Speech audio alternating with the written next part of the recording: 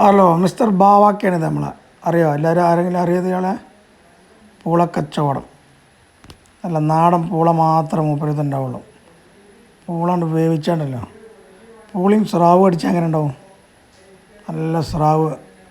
നമ്മളെ മാർക്കറ്റ്, വളാഞ്ചേരി മാർക്കറ്റിൻ്റെ ഉള്ളിലെ റഫീഖ് ഉണ്ട് ഇവിടെ.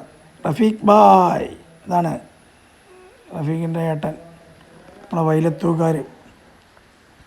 അല്ലേ, വലിയൊരു സ്രാവ് തന്നെ എടുക്കാം. എത്ര ഉണ്ടാവും നോക്കുക.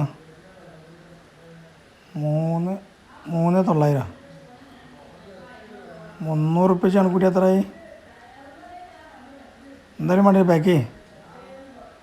വേറെ ഒന്നും വേണ്ട, മതി. തളേന്, കോലാന്, മുട്ടിക്കോര, അയിലക്കുട്ടികൾ, തളൻ, ചെറിയ തളൻ, പല വക. എന്തായാലും സ്രാവ് കുടിക്കുക. ചെറിയ സ്രാവ് കുടിക്കുക. എന്താ പറയുക?